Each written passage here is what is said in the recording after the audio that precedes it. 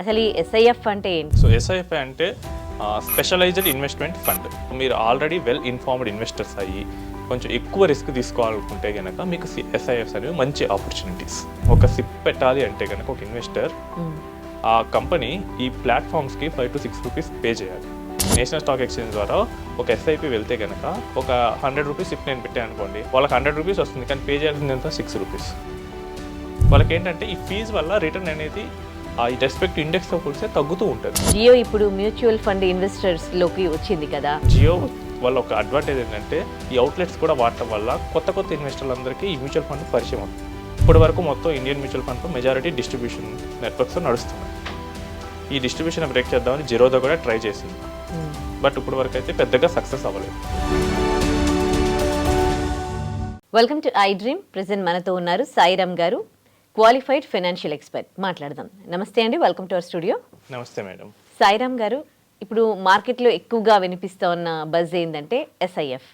అసలు ఈ ఎస్ఐఎఫ్ అంటే ఏంటి? అలాగే జియో ఇప్పుడు మ్యూచువల్ ఫండ్ ఇన్వెస్టర్స్లోకి వచ్చింది కదా, దీనిపైన మీ ఒపీనియన్ ఏంటి? సో ఎస్ఐఎఫ్ అంటే స్పెషలైజ్డ్ ఇన్వెస్ట్మెంట్ ఫండ్. సో మనకేంటంటే ఈక్విటీ మార్కెట్స్లో మెయిన్గా మ్యూచువల్ ఫండ్స్ ఉంటాయి. పోర్ట్ఫోలియో మేనేజ్మెంట్ కింద స్టాక్స్ మేనేజ్ చేయడానికి పిఎంఎస్ ఉంటుంది. ఇంకా హై లెవెల్ కావాలంటే ఆల్టర్నేటివ్ ఇన్వెస్ట్మెంట్ ఫండ్స్ ఉంటాయి. మ్యూచువల్ ఫండ్స్ ఏం చేస్తాయంటే జనరల్గా టాప్ 500 కంపెనీస్లోనే మెజారిటీ ఆఫ్ ద ఇన్వెస్ట్మెంట్స్ అనేవి పెడతారు. మనం ఒక 1 lakh ఇస్తే మెజారిటీ 95,000, 98,000 కూడా అక్కడే ఉంటాయి మన ఇన్వెస్ట్మెంట్. బట్ ఇండియన్ మార్కెట్లో ఆపర్చునిటీస్ ఇంకా ఎక్కువ ఉన్నాయి. టాప్ 500 దాటి చాలా ఉన్నాయి. అండ్ మన స్టార్టప్ ఎకో సిస్టమ్ ఉంది. జొమాటో, బ్లింకిట్, ఫోన్పే, స్విగ్గీ, ఇలా చాలా కంపెనీస్ ఉన్నాయి. వీటిల్లో కూడా ఆపర్చునిటీస్ ఉన్నాయి. బట్ మ్యూచువల్ ఫండ్ రౌట్లో అయితే మనం వెళ్ళలేము. ఎందుకంటే సెబీ దాన్ని జనరల్ పబ్లిక్ కోసం మ్యూచువల్ ఫండ్స్ ఉంటాయి కాబట్టి రిస్క్ మేనేజ్మెంట్ కింద చాలా కఠినంగా రెగ్యులేషన్స్ అయితే పెట్టింది. ఒక లార్జ్ క్యాప్ ఫండ్ అయితే 80% లార్జ్ క్యాప్లోనే ఇన్వెస్ట్ చేయాలి. స్మాల్ క్యాప్ ఫండ్ అయితే 65% స్మాల్ క్యాప్లోనే ఇన్వెస్ట్ చేయాలి. అండ్ లిక్విడిటీ కోసం మ్యూచువల్ ఫండ్ మేనేజర్లు కూడా మెజారిటీగా ఆ టాప్ 500 కంపెనీస్లోనే ఎక్కువ ఇన్వెస్ట్ చేయడానికి ట్రై చేస్తారు. కానీ ఇక్కడ ఎవరైతే ఇన్వెస్టర్స్ ఎక్కువ గ్రోత్ కావాలి, రిస్క్ తీసుకుంటాం అనుకుంటున్నారు, వాళ్ళు మ్యూచువల్ ఫండ్ రౌట్ ద్వారా అలాంటి ఆపర్చునిటీస్ పొందలేరు. నెక్స్ట్ డెరివేటివ్స్ మార్కెట్ అని ఉంటుంది. ఫర్ ఎగ్జాంపుల్ నా దగ్గర రిలయన్స్ షేర్లు ఉన్నాయి, నా దగ్గర ఒక 1000 షేర్లు ఉన్నాయి.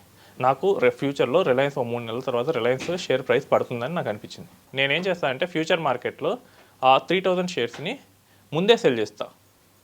సో ఒక 3 months తర్వాత నా దగ్గర ఉన్న షేర్లని ఈచ్ షేర్ 3000 రూపీస్ సెల్ చేస్తా అని పెడతాను. సో అప్పుడు ఏంటంటే ఫ్యూచర్లో రేట్ పడిపోయి ఇప్పుడున్న 3000 నుంచి 2500కి కనుక రేట్ పడిపోయింది అనుకోండి, నేను 3000కి అమ్మేస్తా ఫ్యూచర్ మార్కెట్లో. నాకు 500 డిఫరెన్స్ ప్రాఫిట్ వస్తుంది. సో ఇలా డెరివేటివ్స్ అనేవి మ్యూచువల్ ఫండ్స్లో చేయలేము. బట్ ఏంటంటే అవంటే ఆల్టర్నేటివ్ ఇన్వెస్ట్మెంట్ ఫండ్స్ అలాంటి కాంప్లెక్స్ వాటిలో చేయొచ్చు.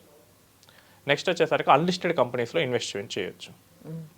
అవి కూడా ఏఎఫ్స్ కానీ పిఎంఎస్లో కానీ అలాంటి వాటిలో కస్టమైజ్డ్గా చేయాల్సి వస్తుంది. బట్ ఇవన్నీ మ్యూచువల్ ఫండ్ ఇన్వెస్టర్లకు కుదరదు. సో మ్యూచువల్ ఫండ్స్కి ఈ పిఎంఎస్ వీటికి గ్యాప్ ఉంది. సో నేను ఒకవేళ పెట్టాలి అనుకుంటే నాకు అమౌంట్ ఏమో ఎక్కువ అవుతుంది. ఒక ఏఎఫ్లో పెట్టాలంటే 1 crore పెట్టాలి, ఒక పిఎంఎస్లో పెట్టాలంటే మినిమం 50 lakhs పెట్టాలి. సో ఈ గ్యాప్ ఎక్కువ ఉంది కాబట్టి సెబీ ఏం చేసిందంటే కొత్తగా ఒక ఇన్వెస్ట్మెంట్ క్లాస్ సృష్టించింది. దాన్నే ఎస్ఐఎఫ్ అంటారు. ఇప్పుడు నేను ఎస్ఐఎఫ్లో పెడితే నేను లిస్టెడ్ స్టాక్స్లో పెట్టచ్చు, నేను డెరివేటివ్స్లో ట్రేడ్ చేయొచ్చు, కరెన్సీ మార్కెట్లో ట్రేడ్ చేయొచ్చు, ఇంట్రెస్ట్ రేట్ ఎక్స్పోజర్ చేయొచ్చు, నెక్స్ట్ అన్లిస్టెడ్ వాటిలో నేను పొజిషన్ తీసుకోవచ్చు.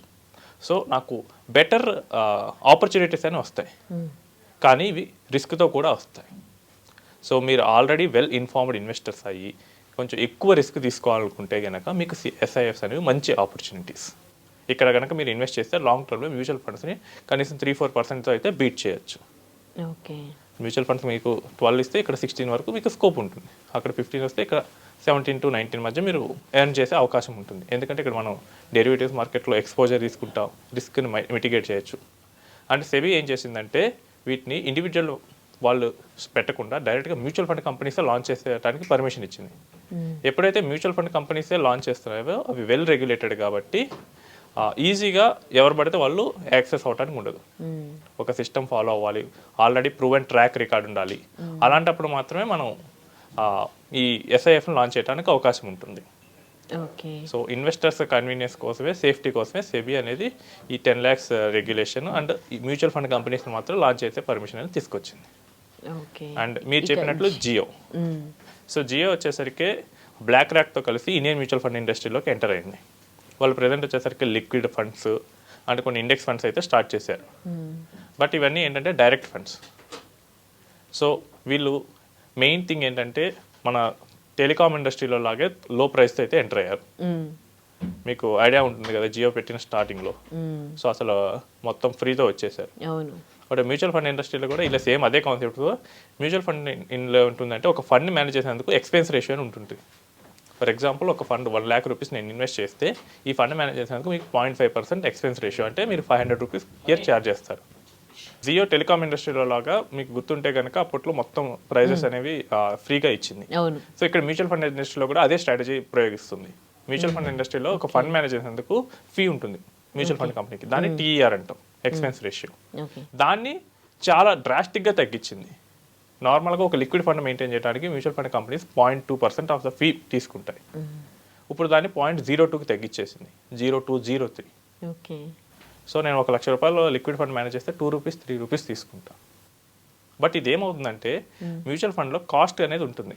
వాళ్ళ మెయిన్ ఉద్దేశాలు ఏంటంటే మనకు జియో అవుట్లెట్స్ ఉన్నాయి కదా సిమ్స్ ఇవ్వడానికి, వాళ్ళని ద్వారా మ్యూచువల్ ఫండ్స్లో సిప్స్ ప్రమోట్ చేయటం అలాంటి ప్లాన్స్తో వాళ్ళు వచ్చేసారు.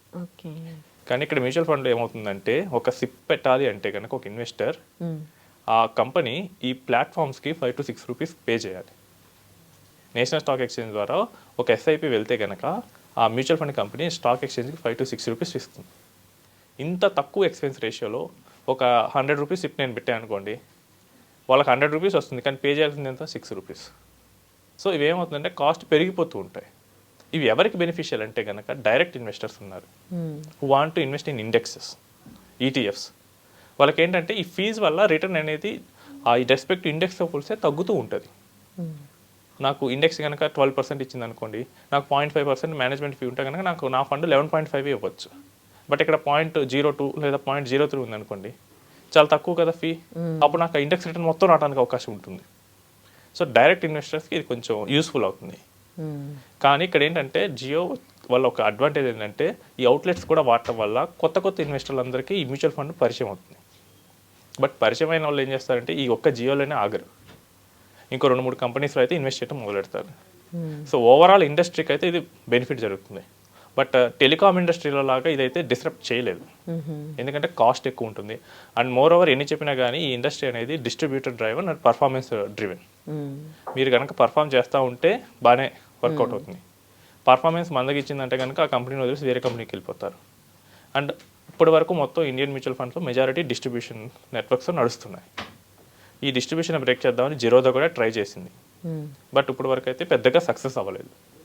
ఈవెన్ లార్జెస్ట్ బ్రోకింగ్ నెట్వర్క్ ఉండి కస్టమర్స్ బేస్లో ఉన్నా కానీ ఓన్లీ డైరెక్ట్ ఫండ్స్తోనే రావడం వల్ల వాళ్ళు ఎక్కువగా పెనిట్రేట్ అవ్వలేకపోయారు. స్ట్రాటజీని మరి జియో వాడుతుంది. సో ఏమవుతుందో చూడాలి. Right, thank you so much for the information అండి. థ్యాంక్స్.